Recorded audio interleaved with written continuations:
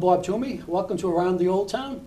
Tonight I have with me Peter Schaefer, the superintendent of the Abington School System, and Rich Testa, the chairman of the Abington School Building Committee. Gentlemen, thanks for coming on. Thank you very much for having Peter, us. thanks. I'm glad you're here. Us. As you know, there's much discussion around town about what's going on with the schools. So I took it upon myself to call these gentlemen and say, let's get the true information, the correct information, before things get out of hand. So having said that, Mr. Schaefer, do you want to start about what's going on with the new school? Or? Well, I could start just briefly by introducing Richard Testa, the chair of the Abington School Building Committee, and thanking the other members of the Abington School Building Committee. We have about a 22-member board of groups of people from the town of Abington, residents who are interested in doing this work. We've been working for about 2 years. Over 4,600 hours of combined work with the professional architects and engineers and staff on the design and the development of the most educationally appropriate and economically feasible school project for Abington, which is much needed.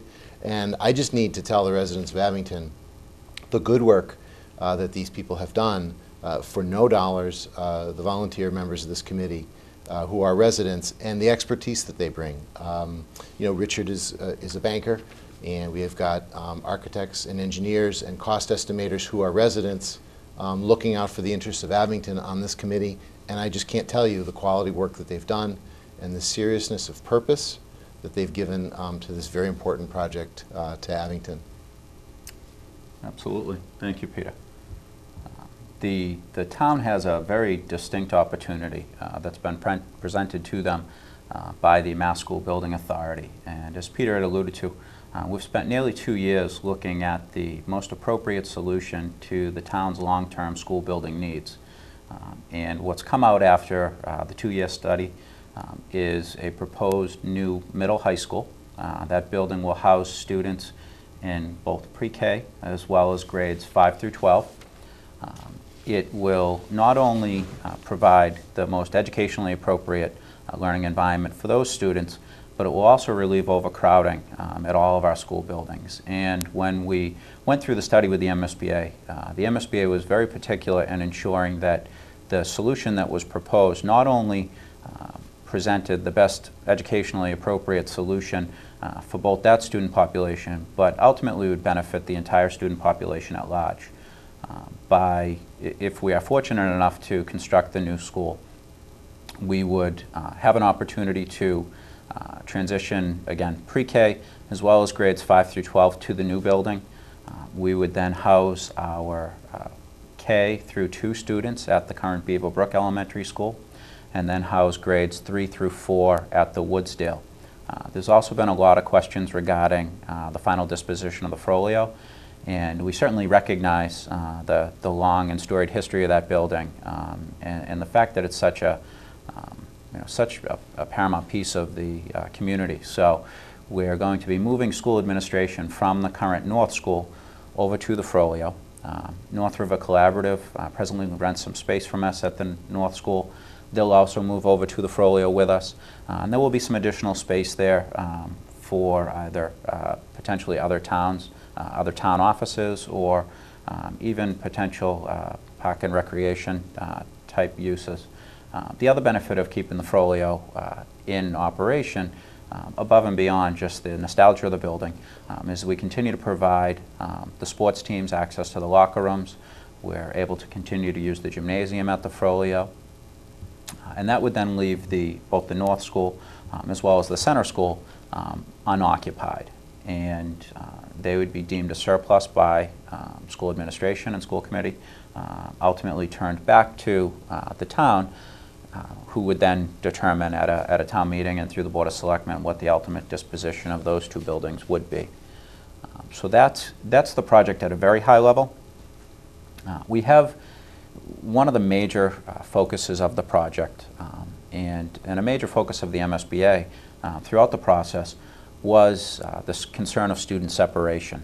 And the committee really prided itself in ensuring that while we were building one structure, that the long-term solution would essentially be 2 schools within a school. And it's what we consider to be a co-located facility.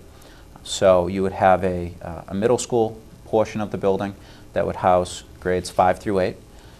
You would then have a high school portion of the building which would house grades 9 through 12. Both of those, again, would function as two separate schools within one structure. They'd have their own entrances, their own start times, their own buses, separate cafeterias, separate gymnasium, separate locker rooms. The only shared facilities in the entire building would be the newly proposed and Abington's first ever auditorium and the library. Outside of that, again, students would be completely separated, and that's something that we took great care in ensuring. Furthermore, the middle school population will also be separated one step further by having grades 5 and 6 on the first floor and then grades 7 and 8 on the second floor. Again, that's something that we've heard some feedback on throughout the community, and something that we really wanted to ensure that we got right. Sure. That's important. A lot of parents in particular, I have a senior in high school. I wouldn't think it was too appropriate to have a fifth grader running around Right. with seniors in high school. Plus the potential for bullying and stuff. Even the good-natured, it's not appropriate. Absolutely. And as Rich had mentioned, people, rightfully so, have asked a lot of questions about that configuration. And just so that people know, that's a configuration that's found in many other communities. It's a configuration that the School Building Authority is supporting in many communities, having those grades together because, as Rich had mentioned, you maximize things like the boiler, the electrical, because you're sharing the same utilities and major functions, the kitchen area where the food preparation is done. You save quite a bit of money doing that and pick up efficiencies. Also, in terms of the educational piece, schedules for us will be more efficient. Right now we have people traveling around the district from school to school, and we would be able to improve our schedules to provide better opportunities for kids for learning. We had a meeting the other night, a forum just the other evening at the Frollo, and Rich had mentioned this. A great piece to this is we could have students who are, for example, in the 8th grade who excel in math take a high school class if it was appropriate for them. Sure. Going over and experiencing the richness of a high school. No doubt about it. Ms. Doherty, I'm sure, could handle that in a heartbeat. I mean, if you have the students that are capable, Right. why not? And I can tell you, nobody would want to be responsible for the mixing of those students because I'm a parent also. Nobody wants 5th grade students with 12th graders, or as Rich has mentioned, even 5th grade with 8th grade. Sure. Entirely separate floors of the building, trying to create two small schools, even in the middle school. Right. So there would be a 5-6 feel to the middle school, and then there'd be a 7-8 feel for the older middle school students on a separate floor. Which has been the system for years anyway. Right. So you want to Right. think of it for 5th graders and 6th graders who are doing activities like movie nights, and the 7th and 8th graders can start doing those other activities like dances. And that type of facility and that type of separation allows for that to have its differences, so kids can still grow up a little more slowly, but at the same time they're in the same facility maximizing the resources. I think that's a great proposition you mentioned, because there are many students that have the ability to do advanced work but don't have the opportunity, because it's like, you can't ship them from the Frollo to the high school, and I mean, you lose time traveling, lose a whole half a day there. But it's a great concept, and of course the parents would have to agree to it, being in a class in the other part of the building. Sure. Right. Yeah. So that's a win-win for everybody, because the students can excel and not be limited, and you can bring out the best in the potential of the students. Absolutely, and as Peter had mentioned, it's not a foreign concept. 4 of our neighboring communities actually presently have middle high schools. So Rockland, East Bridgewater, West Bridgewater, as well as Duxbury, all have current middle high schools. Sure. So again, not a completely foreign concept in the educational environment. Great. Now, you mentioned the school, the locker room, having access to the Frollo for the locker room for the sports teams. I would assume, I was thinking that they might have a new football field, but that's not going to... No, so Frollo, again, much like Frollo, Memorial Field has some tremendous and very rich history, and high school games will continue to be played at Memorial Field. We will be constructing 4 new playing fields at the proposed middle high school facility. There'll be 2 playing fields if you were facing the high school from Glenowitz Way, there'll be 2 playing fields in the back right corner. Those 2 playing fields will both be artificial turf. and then there'll be 2 playing fields actually constructed in front of the new building, which is where the existing high school would presently reside, Right. and those will be grass fields. The benefit of having artificial turf fields to our youth sports teams, and even to the older children as well, is tremendous. The amount of playing time you could, if the light would allow, play for 24 hours a day on those artificial No turf doubt about fields. And I know that our high school football team has excelled tremendously over the past several years. And in many times, when you get to those higher level games, you're playing on turf fields.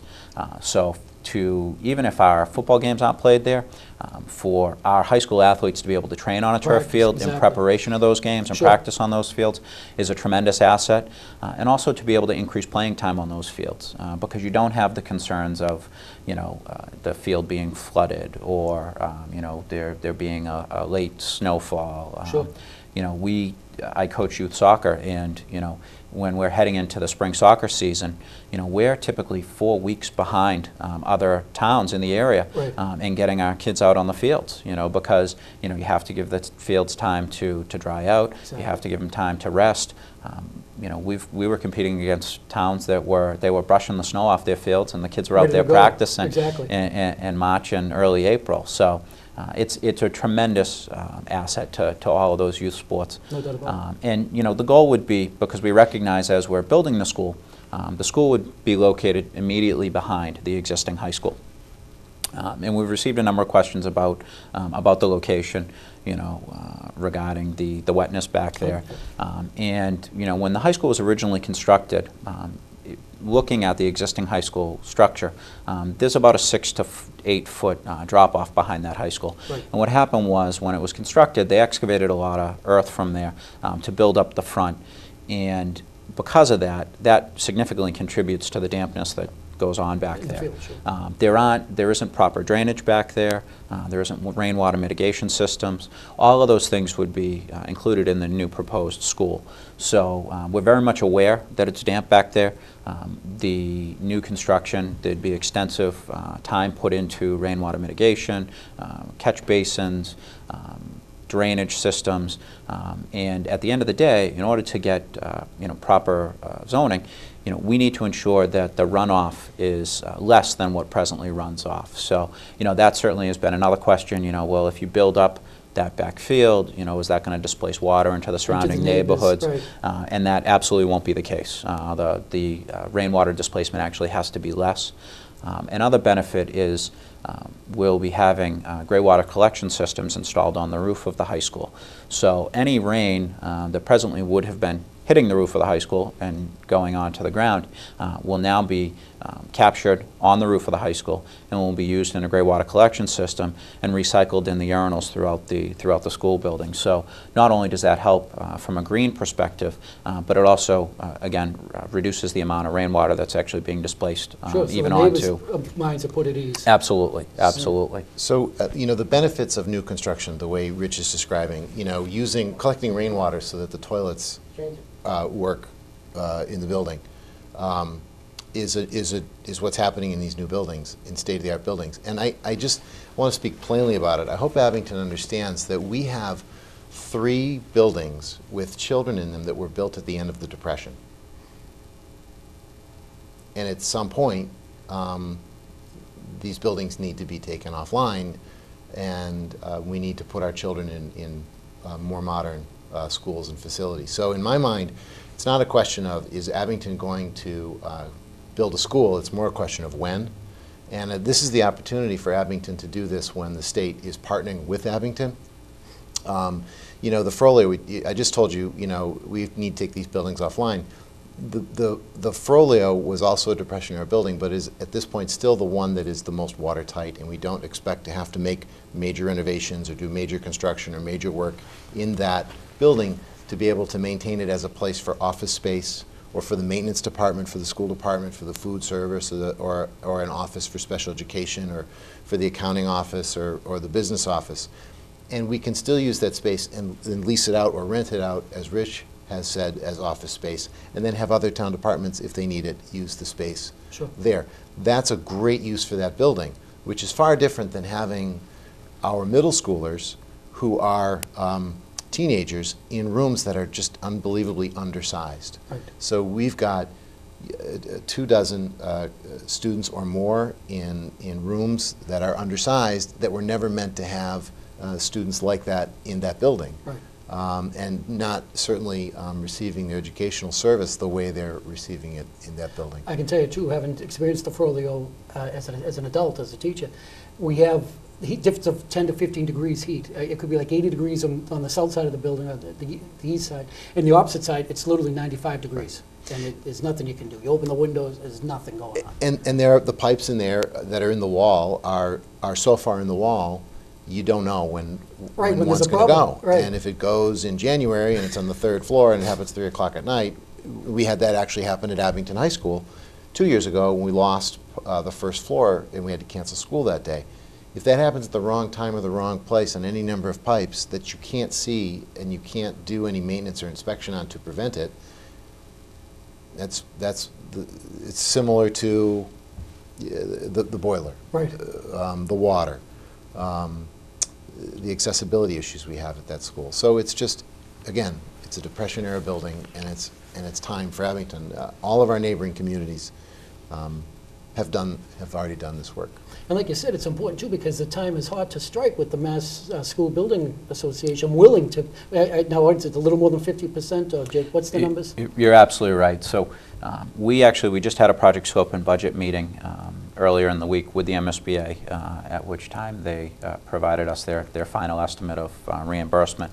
And they'll be paying for they'll be contributing over $50 million to the total project cost.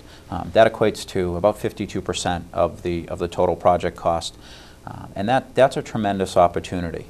When we looked at the existing schools and looked at what the present needs of those school buildings were over the next several years, the town will need to invest a little more than $22 million in their school buildings to essentially kick the can down the road, Right. or put a Just to Band-Aid. put it off. Just to, Or absolutely, delay it, just or- to ensure that we can continue to deliver an education to those students in the building. But it's certainly not a 21st century education, as many of the surrounding communities are delivering to their students. So, we can spend $22 million of good money and put it into bad and outdated infrastructures, or the town can spend close to $46 million of our own money and provide our students with 21st century learning environment, a safer and more secure building, a much more educationally appropriate building, all of the 21st century learning tools that are provided to students in surrounding communities, science labs, technology, and that will go on for the next 50 years. Right. And be able to service, not only our current students, but students for Generations years and to years come. to come. Right. As Rich had mentioned, the educational piece in a new building is critical, and that's the purpose of that's the greater purpose of the construction of the building. This is obviously a project for the entire town. The community will have access to this building. It's a community building, this building that we're hoping to build. But let me just talk about the educational piece for a second. Sure. The state pays for all of the technology, including the furniture, but also those computers, the Wi-Fi, the network, the switches, everything that's required for students to learn in this day and this age. When our schools were built, students sat in rows, and there was a teacher at the front of the room who used a chalkboard, and they would listen, and they would take notes, and they would study, and they'd come back to school, and they'd hand in work on a piece of paper, and they would get graded, and we all had that experience, or at least that was my experience. It's my generation as well, yeah. So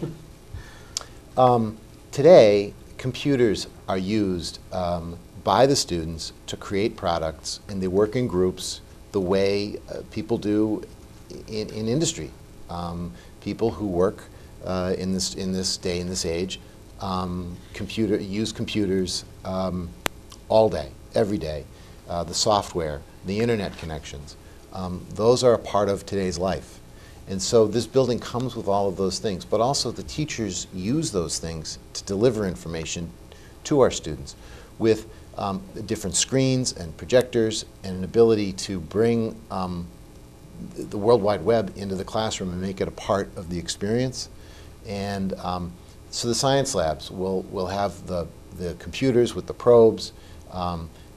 Today, kids look at a DNA model or a genetic map on a computer. I taught science, and we used to dissect frogs and earthworms. And now, because on a computer, you can do it so much more thoroughly, so much more clearly, and cover more material in more depth. Those things are done with the use of a computer and imagery. And you know, you could talk about the loss of that hands-on actual dissection or the benefit of using a computer to gain access to that information. But that's the way it's done today. Right. And all of those things come with the building as a part of this project, and MSBA participates in the payment of those things. That's important because, you know, just the wiring alone to put computers into the system must be a tremendous expense. You know, you're talking buildings made in the 30s that weren't made for this type of... Today, we probably pump 3 times the Wi-Fi, the wireless connection, through our buildings than the surrounding towns. And we probably get about 1/3 the less coverage because it's pushing it through the construction of the Depression era. And so today, students use handheld computers that they bring to school that are provided to them as we're able to. And when they're using those, the Wi-Fi crashes because there are too many people on the Wi-Fi system at the same time. Sure. And so if you're a teacher, you've planned these lessons, you're ready to go, and you're a student, you've got assignments and tests and quizzes, and it's just down. It just doesn't work. Right. And you know, it doesn't mean we take the rest of the day off. No. People work hard, and but it's not the experience of other kids in other communities, and it shouldn't be the experience of our kids in Abington. Right. You mentioned also that the state pays for that, which is that's a big expense for us because I know a lot of times schools, Whitman Hanson, when they opened up, they had teacher layoffs, I believe, so they didn't have the money to buy a lot of stuff. But the state, you know, in East Bridgewater, the state has paid for all the technology advances, like you said, even the chairs, ergonomic chairs, and things that are appropriate for a lab, computer lab, etc. The auditorium, you mentioned the auditorium would be a joint venture. That Absolutely. Abington had never, Mr. Shannon, you know, they use the Mr. Smith room, which is all right, but it's certainly not an auditorium. And we have some tremendous productions. Every year they come up with a great stage show that just seen in a better auditorium would just lighten it up, make it 100% better. Or the ability for them to use the lighting or the sound and the different aspects of a stage. We've got and that area would be used during the day. Right. As a place for teaching and learning, for presentations, because part of today's learning isn't just, again, turning in assignments or if you stand at the room and read from a report. There's actually communication standards that are required of us to be teaching our students, and those types of things would take place in those spaces. So we would maximize the use, and again, of a community building, an auditorium that Abington's never had. Right. Yeah. Now, would different things like the on-stage productions or the private sector, would they be able to use this at a time, maybe in the summer when Mr. Shannon's not using it, and maybe rent it out or use it for the good of the community? Absolutely. That's something that you're talking about, using the community involvement? Absolutely. This is a resource not only to our students, but a resource to the entire community. And you know, I have a young daughter who participates in dance, and I've attended a number of presentations at Oliver Ames or various other schools throughout the Commonwealth that have tremendous auditoriums. And you know, in order for those private groups to use those, they pay a fee to rent that room. That fee certainly covers any janitorial staff that's needed to ensure that it's picked up after. Sure. You know, pays for the staff to work a camera or lights, video, and then also gives a little bit back to the school system in the town as well. Right. So it's a tremendous opportunity, not only for a resource to our students, but to the community at large. Sure. I would hope, and I want, and the dream would be to, when you drive by this building at night, the lights are on and people are in there and there's activity going on. There are community activities, there are programs that are good for the community and for kids. You know, Abington doesn't have access to any type of real shelter in the event of a storm. Right. Abington High School has a backup generator that really, it looks like it came out of a World War II submarine. and we maintain it as best we can. Right. But a generator is an expensive thing. This building would come with that generator, and the generator we have now keeps the freezer going and the emergency lighting in certain areas basically just long enough over a certain amount of hours. This building, you know, we've had in the last, believe me, I watch the weather. That's my job as a part of what I do in the school department with school closures and things. It feels like we've had 3 storms of our lifetimes in the last 3 years. Right. And so, you know, if you have a power loss for a period of time, it'd be a place for the community to go. Seniors need a cooling station or a place to be warm for the community, or, you know, dispensing sites in the event of an emergency. We'd be able to do those things with a building like this for this community. You also mentioned how having the junior high and the high all converts into one building, we are saving significant costs in heating and air conditioning alone, because you're doing it for the building, and it's not much more of an expense, as opposed to having 2 separate entities, which of course would add increased expense. Absolutely, and that brings up a very good point. The MSBA, when we entered into our agreement with them, the MSBA will fund the construction of one building, one school. So we've received a number of questions as to, well, if we're going to spend the money, why don't we build a middle school and a high school? And while that concept in itself would present some challenges with finding appropriate acreage and whatnot, the MSBA would not participate in funding that. The MSBA will only fund one project, and we looked at 25 different sites, 14 different potential school building solutions to the town's needs. We put forth 4 recommendations to the MSBA for their consideration. One was the construction of a brand new middle school, and then there was 3 middle high school options, 2 addition renovation options, and 1 new construction option. When we presented those to the MSBA came back to us and said, thank you very much. There was a lot of thought has gone into this. However, we don't feel that the construction of just a new middle school truly resolves all of the town's school building needs. And therefore, if that's the direction that the town chooses to go in, we will not participate in paying for any portion of that construction.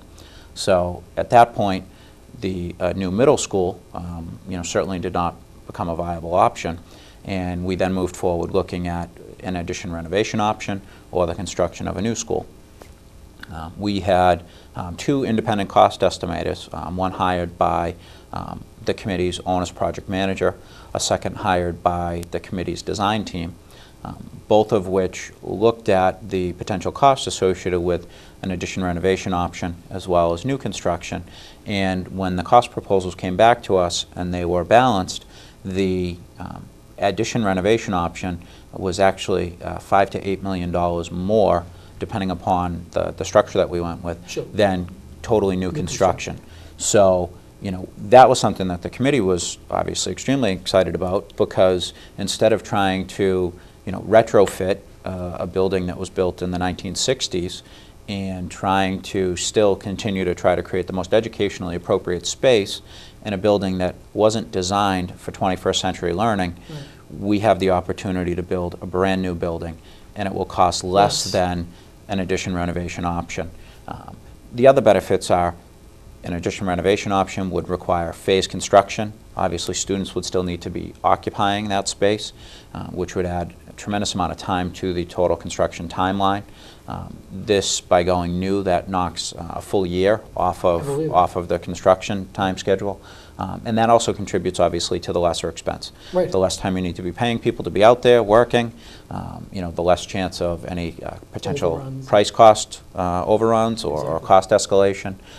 So we were very excited when the cost estimates came back, and the less expensive option was a brand new school that we can design to meet today's 21st century educational needs. Super. You talk about overruns for a second there, and it reminds me of a question that residents have been asking, which is a very good question. And so what people have said is, so you're the superintendent of schools, what you want to do is you want to build this school, and then you want to hire a bunch of teachers that we can't afford. And the annual budget is an annually approved budget that is our operational budget. That's entirely separate from this question before the town. with this debt exclusion question for the town.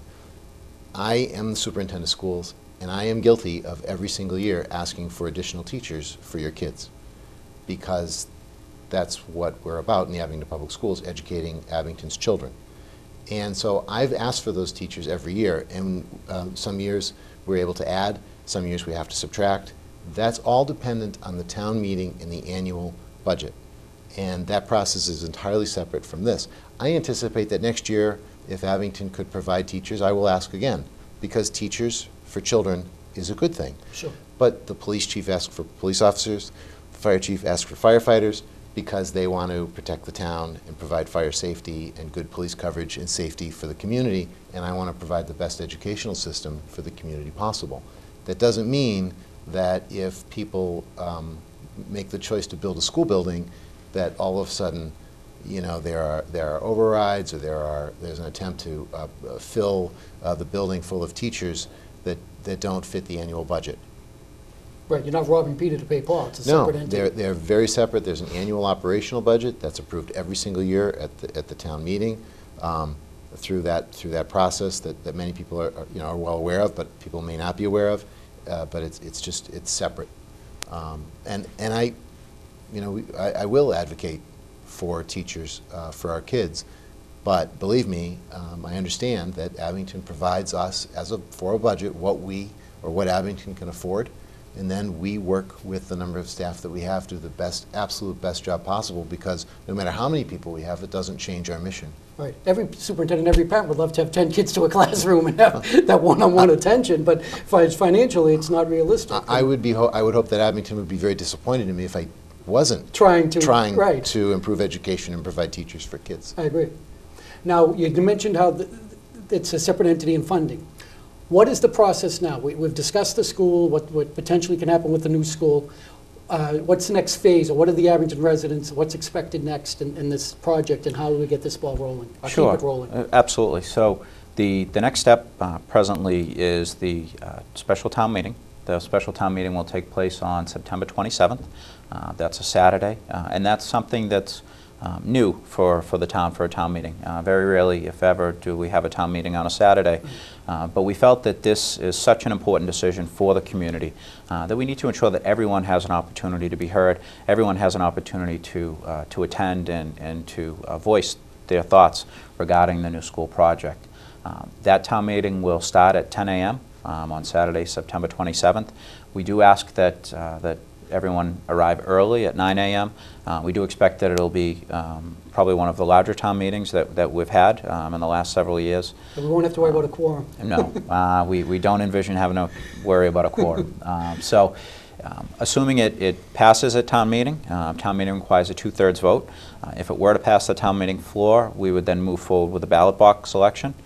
That ballot box election will take place on Saturday, October 18th, also at Abington High School. And the polls will be open from 8 a.m. to 6 p.m. At that point, the ballot box requires a majority vote, and if it were to pass with a majority vote, then we would move forward into the first phase of construction, which is design, blueprints, going out to bid. If the town was successful in passing this and approving the new school, we envision that construction of the new building would be complete in late 2017, early 2018.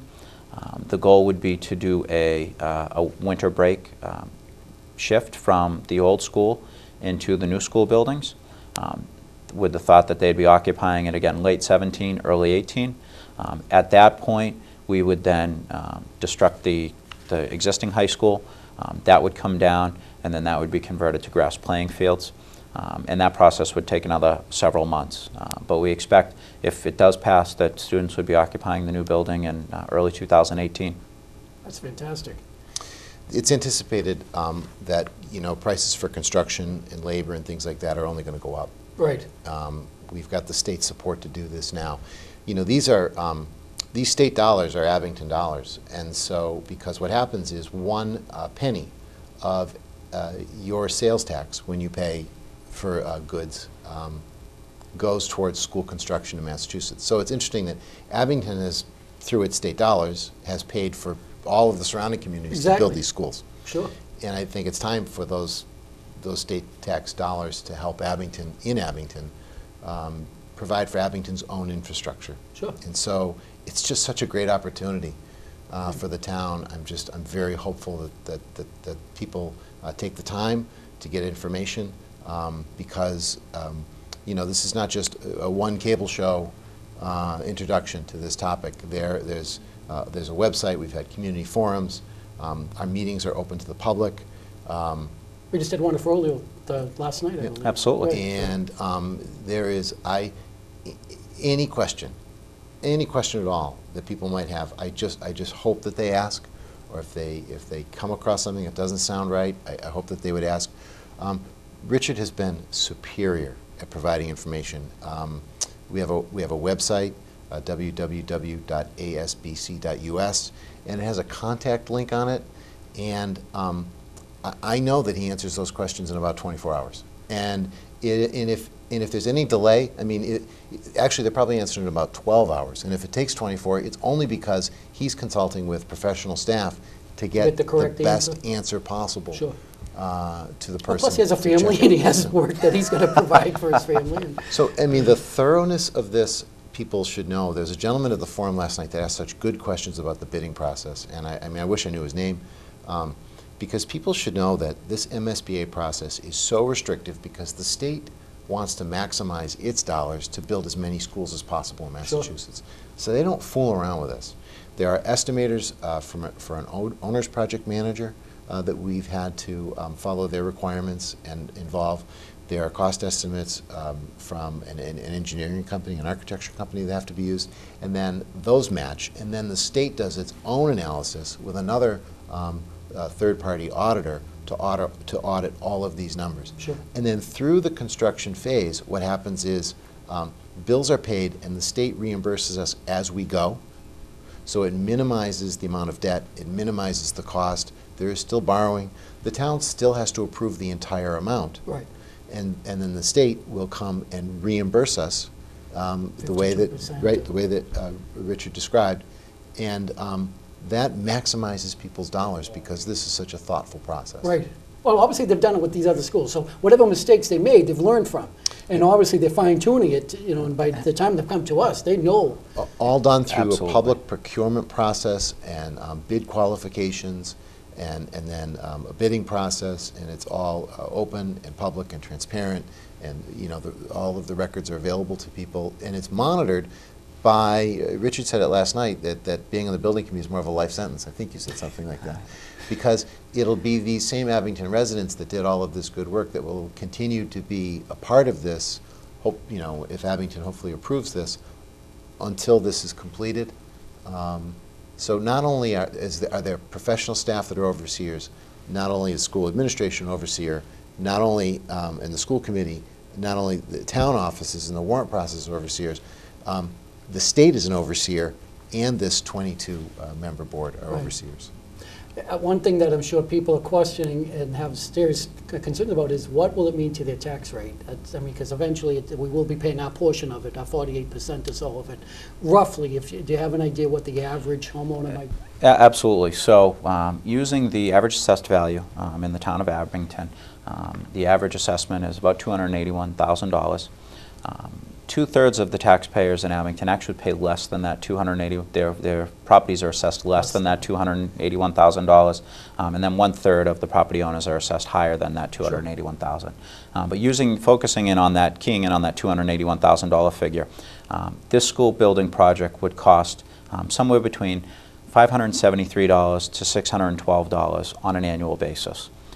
Now, the reason that I specify that range is because until we go out and procure bond funding, we won't have a final estimate. Right, this isn't etched in stone. Absolutely. What is etched in stone is the total project cost. So the total project cost is right now $96.4 million, of which the MSBA will pay more than $50 million towards that project cost. And that project cost cannot go up. It cannot go up, it will not go up. That $96.4 million includes a little more than $5 million in contingency budgets, meaning that It's not built into the construction budget as an expense, but it's there to pay for unforeseen circumstances. Exactly. Both And that's what the state requires. Right. Absolutely. Sure. They don't want to be hit for a bill later on either. Absolutely. Our owner's project manager and design team have built several schools throughout the state. All of their projects come in typically 1% to 2% under budget. So we expect that this will, not only come in under budget, but come in fairly under budget. In addition to that, Leo spoke last night at our town forum, Leo Provost, the town treasurer, and Leo envisions going out and procuring funding as early as possible for a large portion of the project, for approximately 80%. So you would only see the increase for that initial funding portion. Then as construction continues, that portion that you'd be paying for, so that $573 to $612 approximately, actually declines every year thereafter. Right. So if Leo were to go out and procure the remaining 20% of funding in year 2, that would actually, we would already have paid off 2 years' worth of debt. So even with adding on that 20%, it would actually come in less than that figure. Sure.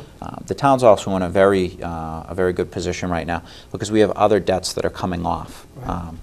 Town sewer has been coming off, the library, town hall. So because these are coming off and we'll no longer be funding those, Leo had actually estimated over the next 2 years that the remaining payments of those equates to about $126 on an annual basis. Okay. So even if we were to expend all of the funding for the $96.4 million project, Right. and we were to use a conservative estimate of 4.5% in bond funding, Right. that would be slightly more than $600 a year to the average homeowner.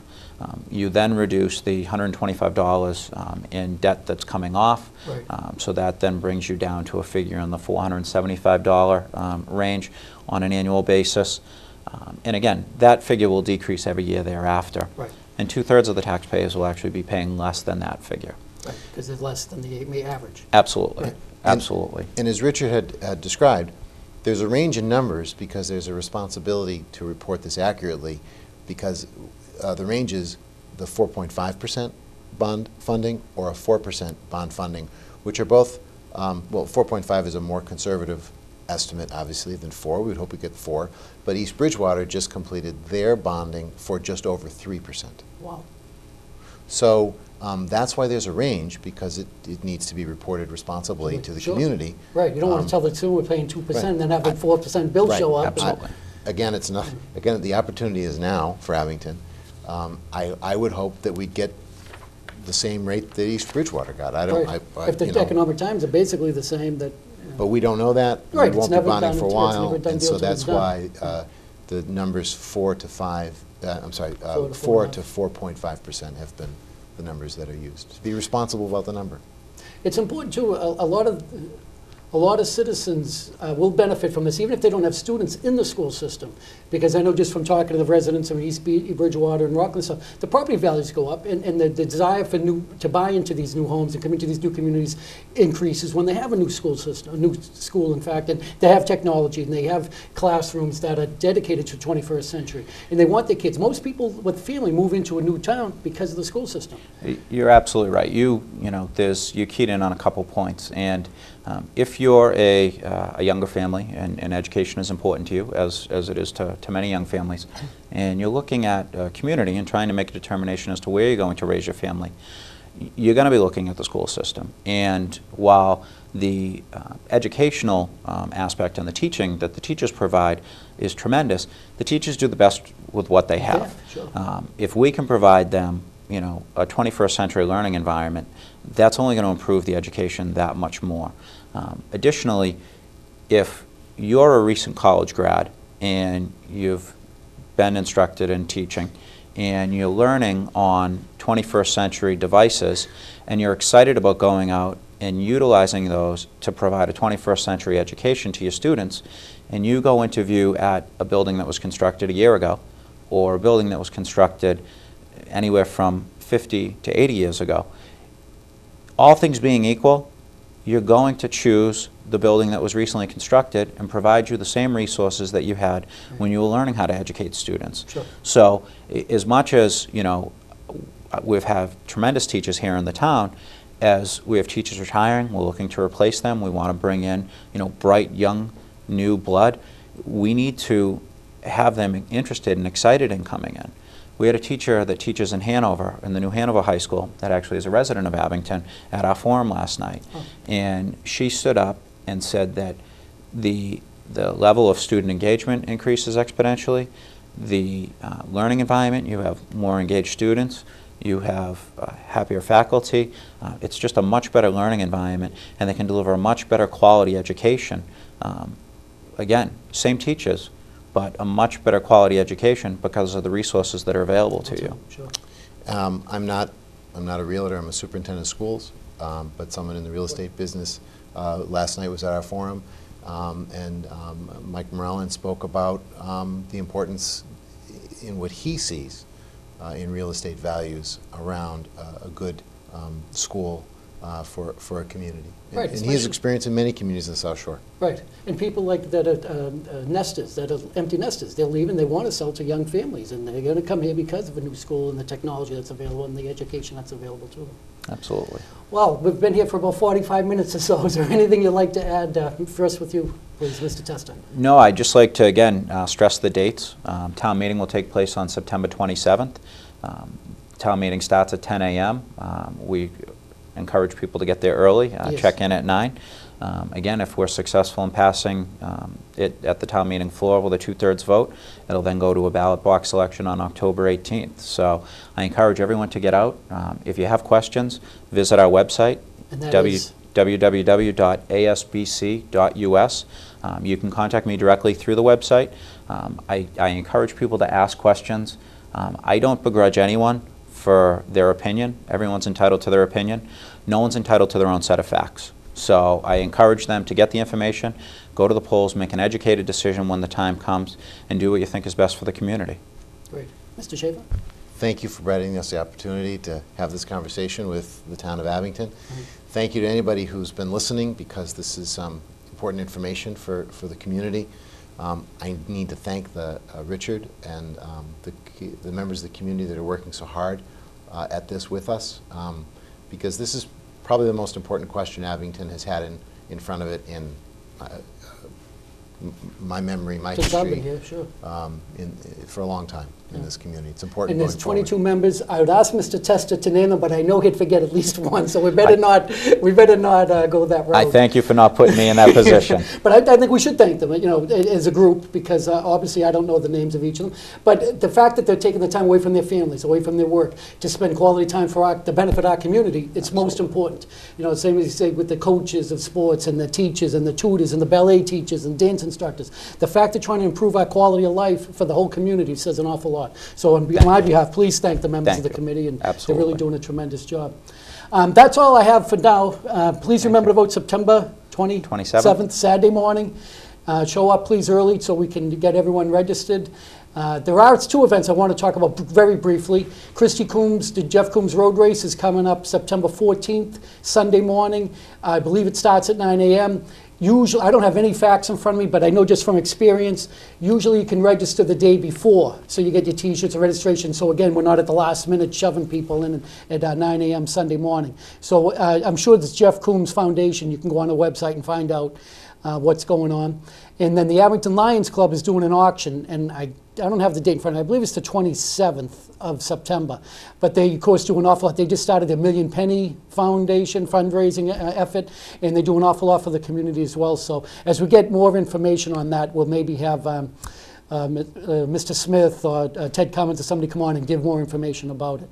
Anything you can do to help the community, please do. Remember the Abington Food Pantry. It's very important that that place runs 24/7 in the sense that every family needs provisions at some point or another, and it doesn't stop, but it doesn't start just at Thanksgiving or Christmas. People need food 24/7 year-round, so please keep them in mind, and they're right on 58 near St. Bridget's School. I want to thank Bill Davis, Edmund Toomey, and Justin Shanahan for putting this together for us at the last minute. Again, without volunteers like them, this couldn't be done. So thank you, good luck, and we'll see you on September 27th.